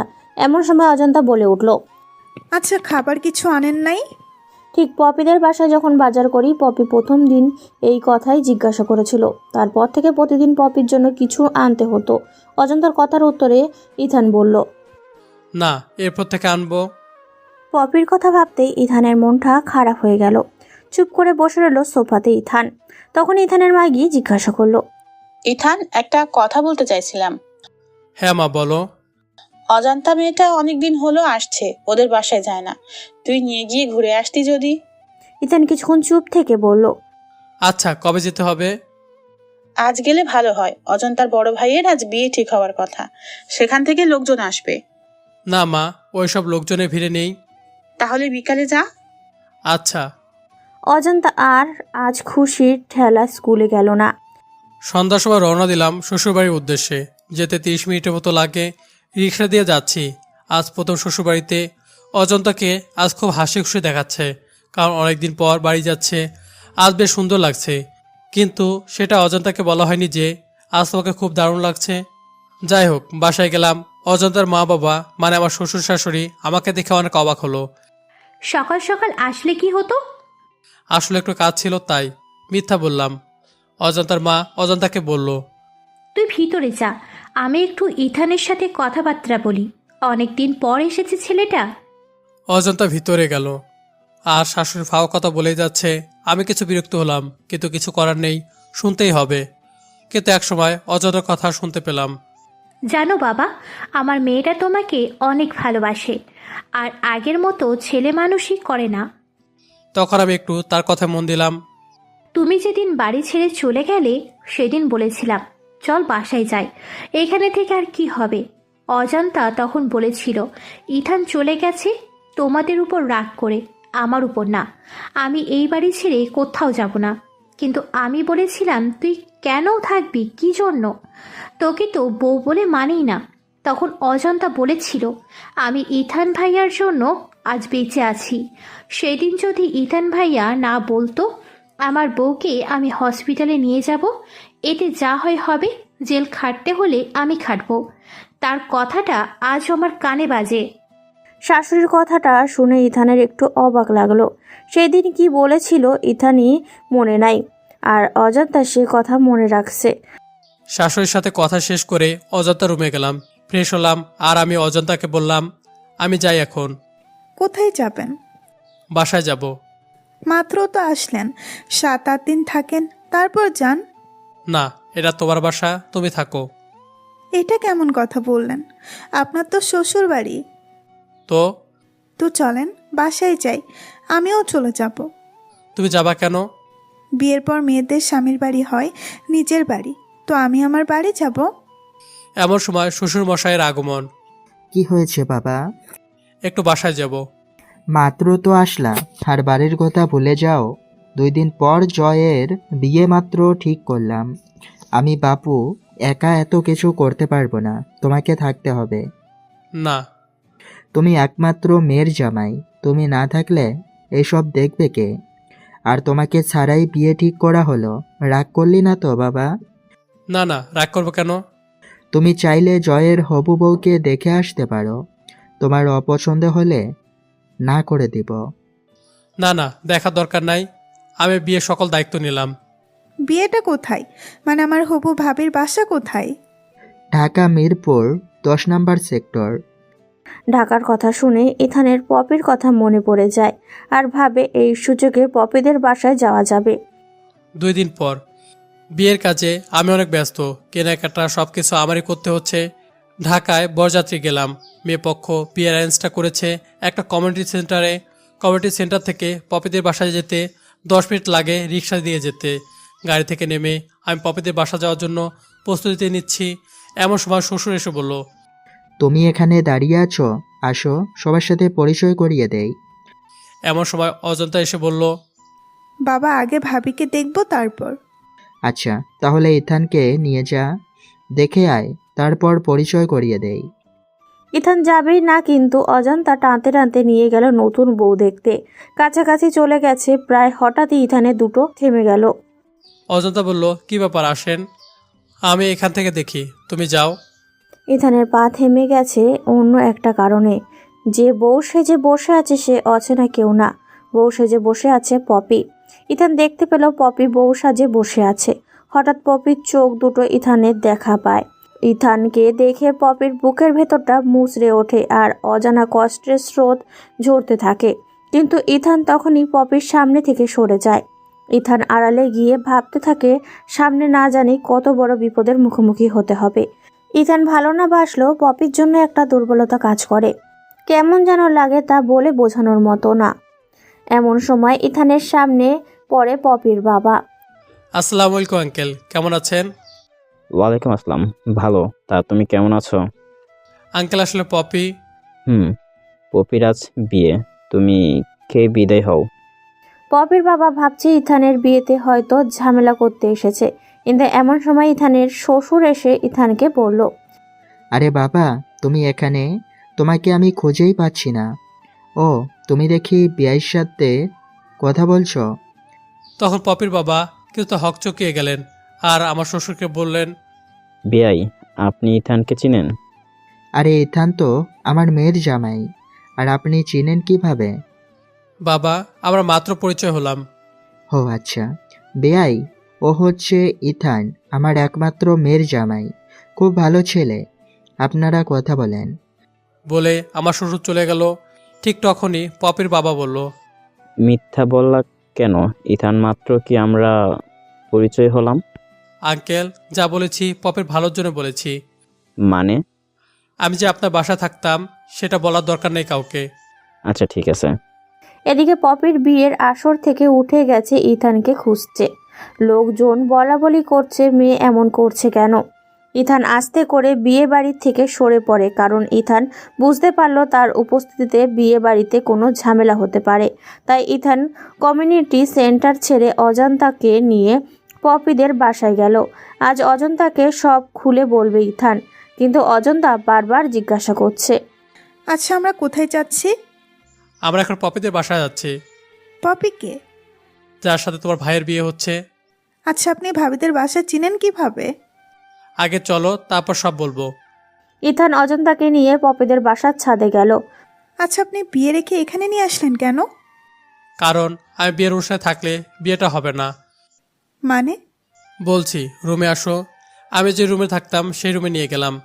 এই রুমের চাবি আপনার কাছে কি করে? কারণ এই রুমটাতে আমি থাকতাম। দীর্ঘ 2 বছর আমি এই রুমে, এই বাসায় থেকেছি। রুমটা অনেক সাজানো গুছানো। এমন সময় কাজের মেয়েটি এসে চিল্লাতে শুরু করছে, এই রুম কে খুলেছে? এই রুমে আসা নিষেধ। পপি আপু জানতে পারলে আমাকে বকা দিবে। কাজের মেয়েটি যখন রুমে এসে দেখে ইথান, তখন মেয়েটি বলে, আরে ভাইজান, আপনি কখন আসলেন? আজ তো আপামনির বিয়া। আমি জানি বিয়ে, তা এরকম চেঁচামেচি করছিলে কেন?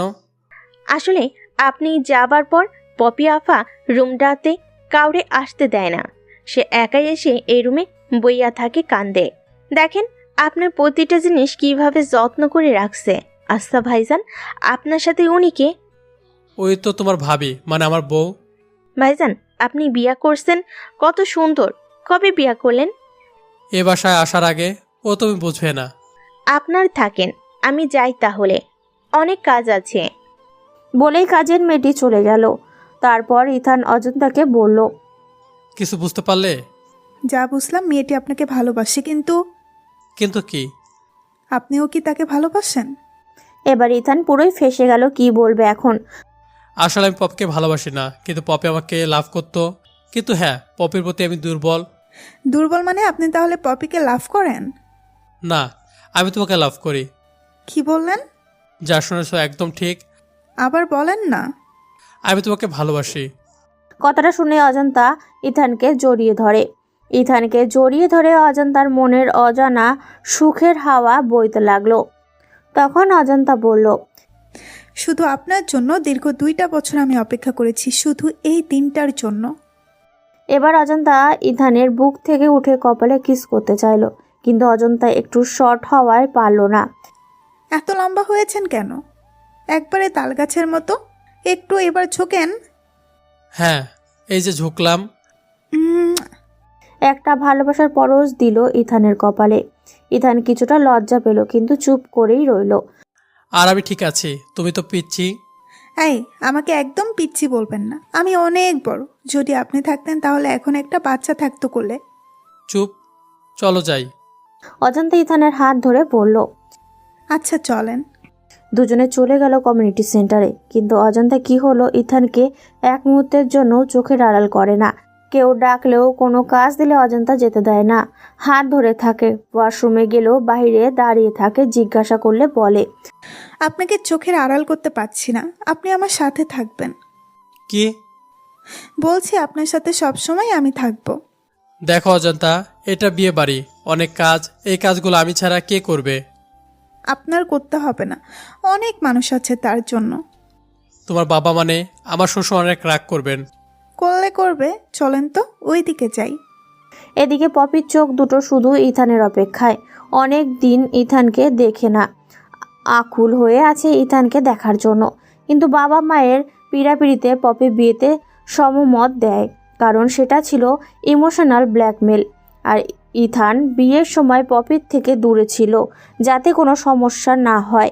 এইদিকে অজন্তা পাগলামিতে ইথান প্রায় শেষ। ইথান আর অজন্তা খেতে বসেছে, কিন্তু অজন্তা বায়না ধরলো তখন খাইয়ে দিতে হবে। আমি পারবো না, এত লোকজন কি বলবে? আপনাকে কি এত লোকজনকে খাওয়াই দিতে বলছে? দেখো, এটা একটা বিয়ে বাড়ি। তো কি হয়েছে, আপনি আমাকে খাইয়ে না দিলে আমি খাবো না। আচ্ছা, তোমার খাইতে হবে না, আমি খাই, তুমি দেখো।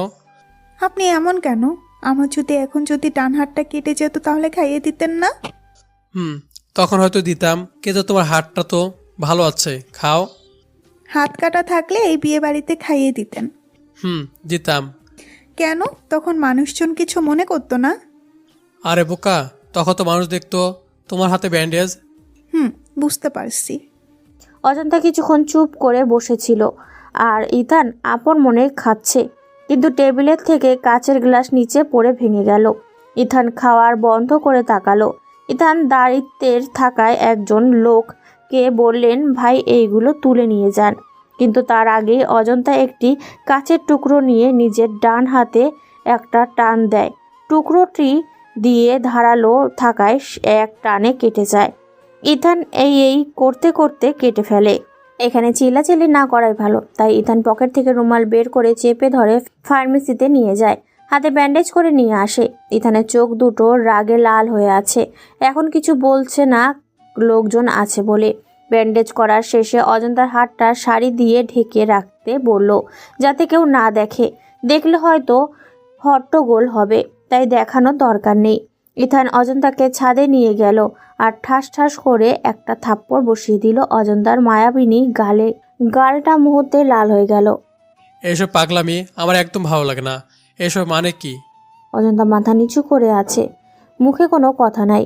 ইথান একা একা বকবক করে নিচে গেল। অজন্তা একা ছাদে দাঁড়িয়ে আছে, মনের কষ্টগুলো আবারও মাথা চারা দিয়ে উঠছে ইথানের আঘাতে। কান্না করলে নাকি মনটা হালকা হয়, তাই অজন্তা দাঁড়িয়ে কান্না করছে।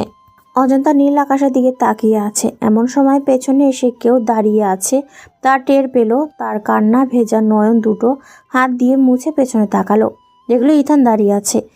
আপনি দাঁড়িয়ে কান্না করছিলে কেন? কই না তো। আমাকে মিথ্যা বলছো? ইথান অজন্তার সামনে গিয়ে ভালো করে চোখ মুছে দিল আর বলল, তাড়াহুড়ো করে চোখের পানি ভালো করে মুছতে পারিনি। আচ্ছা, নিচে যাই, চলো। এখানে থাকি না কিছু সময়। খাবে না? ক্ষুধা লাগে নাই? কিন্তু আমার আমি তো আছি। বলে ইথান চলল আগে আগে। তখন অজন্তার ঠোঁটের কোণে হাসি ফুটে উঠল আর ইথানের পিছু পিছু চলল। ইথান অজন্তাকে খাইয়ে দিল। অজন্তা এখন অনেক খুশি। কিন্তু এমন সময় অজন্তার বাবা মানে ইথানের শ্বশুর এসে বলল, ইথান বাবাজি, তোমার জন্য সবাই বসে আছে। কেন বাবা? বিয়ে পড়াবে, সেখানে তোমার থাকতে হবে। তুমি একমাত্র মেয়ের জামাই আমার, পরিচয় করিয়ে দেব না? হ্যাঁ বাবা, পরে পরিচয় হয়ে নিব। না না, তা হয় না, এখনই চল তো বাবা, দেরি হয়ে যাচ্ছে। এইবার বড় কোনো ঝামেলা হতে চলেছে। যদি পপি বিয়ের আসর থেকে উঠে পড়ে, ইথানকে দেখে বা কোনো কিছু উল্টোপাল্টা করে বসে। কিন্তু ইথানকে এমন করে ধরছে না যে উপায় নাই। অনেক ভয়ে ভয়ে অজন্তাকে সাথে নিয়ে গেলাম। দেখলাম পপি ঘোমটাটা টেনে বসে আছে। ঘোমটাটা বড় ছিল না, তাই মুখ দেখা যাচ্ছে, আবার যাচ্ছে না, মন বিষণ্ণ দেখা যাচ্ছে। আমি উপস্থিত হওয়ার সাথে সাথেই আমার শ্বশুর বলল, এই যে আমার মেয়ের জামাই চলে এসেছে। যখন আমার নামটা উচ্চ স্বরে নিলেন, ঠিক তখনই পপি ঘোমটাটা ফেলে তাকালো আমি পপির দিকে তাকিয়ে আছি। এবার পপি আমাকে দেখে ফেললো। আমাকে দেখে পপির সামান্য হাসি ফুটে উঠলো। কিন্তু যখন আমার শ্বশুর বললেন ইথান হচ্ছে আমার মেয়ের জামাই আর এ হচ্ছে আমার মেয়ে অজন্তা, মুহূর্তে পপির মুখে হাসিটা বিলীন হয়ে গেল। কিন্তু দুঃখের কথা হলো পপি তখন অসহায়ের মতো আমার দিকে তাকিয়ে আছে। আমি দেখেও না দেখার ভান করছি, আর পপি তার বাবা মায়ের মুখের দিকে তাকিয়ে আছে অসহায়ের মতো। হয়তো পপি বুঝে গেছে এখন আর কোনো লাভ নেই। পপি তার বাবার দিকে তাকালো আর দেখলো মাথা নিচু করে আছে। পপির বাবা ভাবছে পপি কিছু করে বসবে আর তাকে সবার সামনে ছোট হতে হবে, কিন্তু পপি তার বাবার দিকে তাকিয়ে ঘোমটাটা টেনে বসলো। তখন আমার মতো আর পপির বাবার মতো কেউ খুশি হয় নাই। কিন্তু পপির বুকটা কষ্টে ফেটে যাচ্ছে। যাকে ভালোবেসেছিল তার উপস্থিতিতে বিয়েটা হচ্ছে, কিন্তু দুঃখের কথা হলো বরটা ভালোবাসা মানুষটি না, অন্য কেউ। কষ্ট হলেও পপির মেনে নিতে হবে। এই কষ্ট বলার মতো না, এর চেয়ে মরে যাওয়া ভালো। বিয়েটা শেষ পর্যন্ত সম্পূর্ণ হলো। ঢাকা থেকে বিদায় নিয়ে রাত 12টায় কিশোরগঞ্জ পৌঁছালো। আজ পপির বাসর রাত। বাসর ঘরে যেতে যেতে রাত 2টো বেজে গেল। জয় যেমন বউ চেয়েছিল ঠিক তেমন একটা বউ পেয়েছে। জয় রাত 2:10 বাসর ঘরে প্রবেশ করলো। স্বাভাবিক নিয়ম অনুযায়ী নতুন বউয়ের বাসর ঘরের বিছানায় বসে থাকার কথা, কিন্তু নতুন বউ দাঁড়িয়ে আছে জানলার গ্রিল ধরে, বাইরে তাকিয়ে আছে। জয় ধীর পায়ে বউয়ের কাছে গেল। আপনি এখানে দাঁড়িয়ে আছেন যে? কিছু বলবেন? মনে হচ্ছে আপনার মনটা খারাপ। না। তাহলে এই কথা বলছেন যে? তাহলে কি আপনার গলায় ঝুলে ঝুলে কথা বলতে হবে? আপনি এমন করছেন কেন? দেখেন, এখন আইন ও ইসলামের নিয়ম অনুযায়ী আপনি আমার স্বামী। আপনি চাইলে আমার সাথে সব করতে পারেন, কিন্তু প্লিজ দয়া করে স্বামীগিরি দেখাতে আসবেন না। কথাটা শুনে জয় থমকে গেল। নতুন বউয়ের মুখ থেকে এমন একটি কথা শুনবে তা কল্পনাও করতে পারে নাই। আপনি এরকম বলার কারণ জানতে পারি? আমি একজনকে ভালোবাসি, তাকে ছাড়া আমি অন্য কাউকে কল্পনাও করতে পারি না। তাহলে তাকে রেখে আমাকে বিয়ে করলেন কেন? বাবা মা ইমোশনাল ব্ল্যাকমেল করে বিয়ে দিয়েছে। কিন্তু আমার লাইফটা নিয়ে খেললেন কেন? কই, আমি কি করছি? এই আপনি স্বামীর অধিকার দিচ্ছেন বলছেন অন্য কেউকে ভালোবাসেন। বললাম তো আপনার অধিকার আপনি আদায় করে নেন। এরকম আমি চাই না। আমি চাই আপনি মন থেকে আমাকে মেনে নেন। সেটা কোনো দিন সম্ভব না। আমি একজনকে ভালোবাসি, বললাম তো। এদিকে ইথান অজন্তাকে বলল, চলো আমরা বাসায় চলে যাই। কেন? বাসা অনেক মেহমান আছে, থাকা অনেক ঝামেলা হবে। রাত প্রায় শেষ। কাল তো আমরা আসবো, একটু ঘুমিয়ে রেস্ট নিয়ে আসলাম। আচ্ছা, আমি বাবাকে বলছি, দেখি কি বলে। তোমার তা বলতে হবে না, আমি বলেছি। ইথান অজন্তার বাবার কাছ থেকে পারমিশন নিয়ে ইথানদের বাড়িতে গেল। দুজনে ফ্রেশ হয়ে বসে আছে। কে কোথায় ঘুমাবে দুজনই দুটানায় পড়ে গেছে। বসে আছো কেন? শুয়ে পড়ো। আপনি ঘুমাবেন কোথায়? আমি বিছানায় ঘুমাবো। তাহলে আমি সোফায় ঘুমাই। আমার হাতটা প্রচণ্ড ব্যথা করছে, আপনিও ঘুমিয়ে পড়েন। সোফায় কেন? তুমিও বিছানায় ঘুমাও। কথাটা শুনে অজন্তার মনটা নেচে উঠল। অজন্তা আগে গিয়ে শুয়ে পড়ল। একটু পর ইথান দেখলো অজন্তা ঘুমিয়ে গেছে। ইথান আস্তে আস্তে অজন্তার নিকটে গেল আর মাথায় হাত বুলিয়ে দিতে লাগলো, কিন্তু অজন্তা তো ঘুমায়নি। একটু পর পর চোখ খুলে দেখছে ইথানকে, কিন্তু ইথান মুচকি মুচকি হাসছে অজন্তার দিকে তাকিয়ে। আজ অজন্তার পূর্বে যত রাগ অভিমান ছিল সব চলে গেছে। নিজেকে খুব ভাগ্যবতী মনে হচ্ছে অজন্তার। কিন্তু অজন্তা কি করলো? ইথানকে এবার নিজের বাহুতে আবদ্ধ করে ফেললো, খুব শক্ত করে জড়িয়ে ধরলো। ইথান বুঝতে পারলো অজন্তা ঘুমোয়নি, ভান করেছিল শয়তানটা। কিন্তু ইথান অজন্তার থেকে ছুটতে চায়, কিন্তু পারল না। এবার নিজের হাত দুটো দিয়ে ইথানও জড়িয়ে ধরলো। এইদিকে পপি আর জয় এর অবস্থা খুবই খারাপ। পপি জয়কে মেনে নিচ্ছে না। সকাল হতেই অজন্তা আর ইথান চলে গেল বাড়ির দিকে। বাসায় যেতে জয় ইথানকে একা ডেকে পাঠালো। ভয়ে ইথানের আত্মা শুকিয়ে কাঠ। মনে হয় পপি সব বলে দিয়েছে, কিন্তু জয় বলল বাসর রাতের বিবরণ দিল। ছোট বোনের জামাই হলেও লাজ লজ্জার মাথা খেয়ে বলে ফেলল। ইথান বলল, ভাইয়া আমি কি করতে পারি? তুমি না হয় তোমার ভাবিকে বুঝাও, বুঝলে ভালো, আর না হলে তোমার ভাবির মা বাবাকে বুঝাও। এবার ইথান পড়ে গেল মহাবিপদে। এর জন্য দায়ী ইথান নিজেই, কিন্তু তারপরও এখন পপির কাছে গেল। পপি বসেছিল। ইথানকে দেখে দৌড়ে এসে বলল, ইথান তুমি এটা করতে পারলে? স্বার্থপরের মতো পালিয়ে আসলে। আমি তো তোমাকে ভালোবাসি, আবার দেখলাম বিয়েও করছো, তাতে আমার কোনো সমস্যা নেই, আমরা পালিয়ে যাব। আমি অজন্তাকে ভালোবেসে বিয়ে করেছি, আর আমি তোমাকে একবারও বলি নাই তোমাকে ভালোবাসি। তুমি ইথান যতই ভালোবাসো, তুমি আমারই। আমাকে ভালোবাসো আর নাই বাসো, তুই শুধু আমার। পপি, এসব কি বলছো? তোমার বিয়ে হয়ে গেছে এখন। তো কি হয়েছে, চলো না আমরা পালিয়ে যাই। আমি তোমাকে ছাড়া বাঁচবো না ইথান। পপি, পাগলামি করো না। জয় খুব ভালো ছেলে, যা হয়েছে তা মেনে নাও। তুই ছাড়া আমার জীবনে আর কেউ নেই, তুই ছাড়া আর কাউকে মেনে নিতে পারবো না। আমার মধ্যে কি নেই বলো? আমার মতো ভালো করে কেউ তোমাকে ভালোবাসতে পারবে না। ইথান পপির কথা শুনে চলে গেল, কিন্তু পপি ইথানকে ডেকে বলল, তুই যদি আমার না হোস তাহলে আর করো হতে দেব না। পপি সবকিছু তার ভাগ্য মনে করে মেনে নিল। আর এদিকে আমি অজন্তাকে ফিরে পেয়ে অনেক খুশি। এইভাবেই আমার সাথে পিচ্চি বয়ে সংসার